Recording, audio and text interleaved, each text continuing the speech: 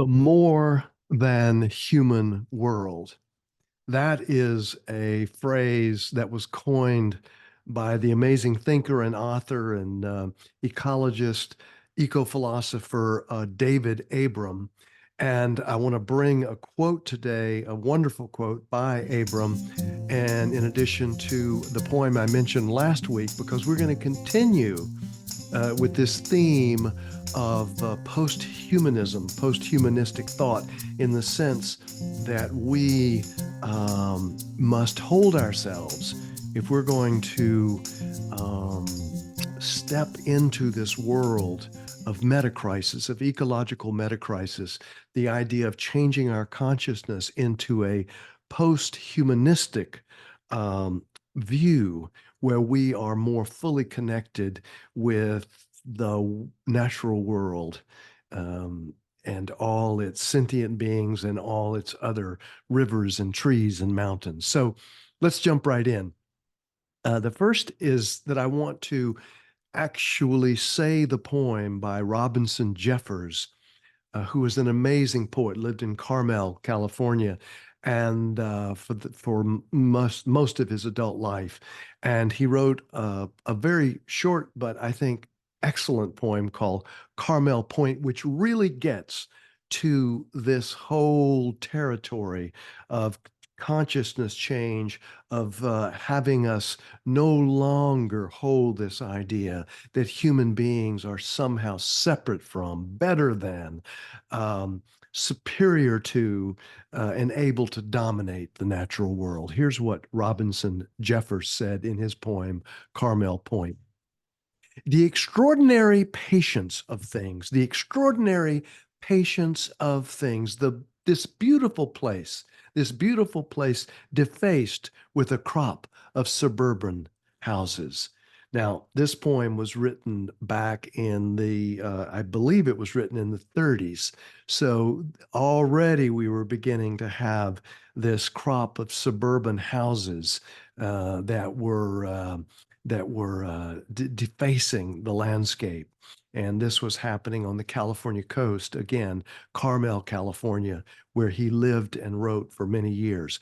So, again, the first two lines of Carmel Point.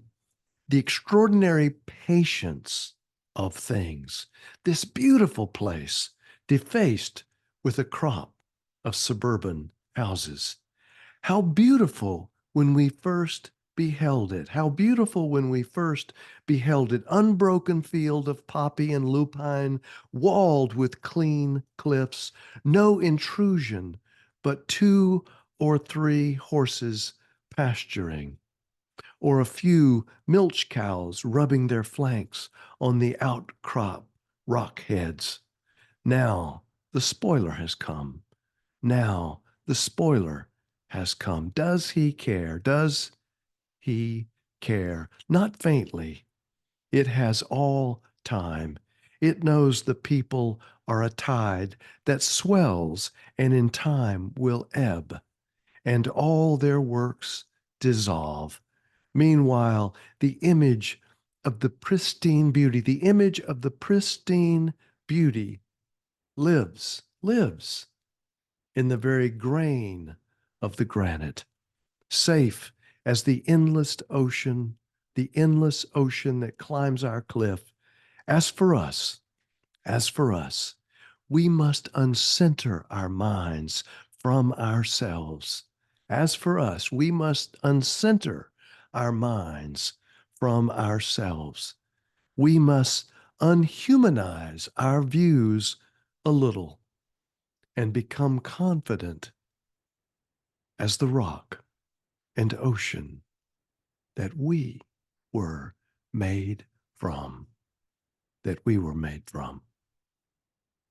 We must unhumanize our views a little and become confident as the rock and ocean that we were made from. Well, that's Robinson Jeffers, and he was in a particularly mm, difficult mood when he wrote that poem, and didn't have too much positive to say about his fellow human beings and himself uh, by extension. But I would say that even if we don't, even not to say that it is post-humanism is unkind to humans. It's not so much that, at least from my perspective. It's more the idea that we widen our boundaries, that we consider more than the human world, as David Abram talks about, and that we consider that our animal brethren, our animal, relatives, and all the, um, not just the sentient beings, but the rocks and the rivers and the mountains, and it's all sacred, all to be cared for and lived with in a kind of peaceful coexistence. Now, I promised a quote from David Abram. This is from a book called Becoming Animal, an Earthly Cosmology. Again, David Abram, an amazing thinker. He's worth checking out. Here's a quote from that book. How monotonous our speaking becomes when we speak only to ourselves, when we speak only to ourselves, and how insulting to the other beings, to foraging black bears and twisted old cypresses that no longer sense us talking to them, but only about them, as though they were not present in our world. Small wonder that rivers and forests no longer compel our focus or our fierce devotion. For we walk about such entities only behind their backs, as though they were not participant in our lives. Yet, yet, if we no longer call out to the moon slipping between the clouds, or whisper to the spider setting the silken struts of her web, well, well, then the numerous powers of the world will no longer address us, will no longer address us. And if they still try, we will not likely hear them. Yet, if we no longer call out to the moon slipping between the clouds, or whisper to the spider setting the silken struts of her web, well, then the numerous powers of this world will no longer address us. And if they still try, we will not likely hear them. That's David Abram again, in a book of his called Becoming Animal, an Earthly Cosmology. So, post-humanism, this idea of the more than human world, I really do believe that if we think about the dance between consciousness, between beliefs and stories and the myths that we live by, if you think about the dance between what we do in the world and that cosmology, or that again, those myths, um, then if you think about that, we are going to need to change our consciousness to not be above or separate from, to not be dominators of, that the world is not natural resources for us to simply use, that other beings, other animals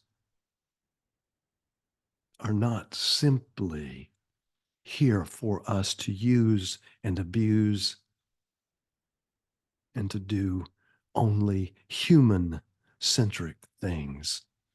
No, those days have passed. And as, again, in Carmel Point, the poet Robinson Jeffers, we must uncenter our minds from ourselves. We must uncenter our minds from ourselves. We must unhumanize our views a little, and become confident as the rock and ocean that we were made from. This is not to not love human beings. This is not to not love ourselves and have compassion for ourselves. It doesn't mean that. It means that we widen our boundary and we extend that love and concern and care for the entire planet Earth. That's what it means. That, for me, is what post-humanism means. That for me is what it means to live in the more than human world. So, as always, thank you so much for your listening ear. Again, refer, like if you did, if you enjoyed this podcast today. And until next time and next poem, please take good care of yourself. And if you can, please take care of someone else. Thanks.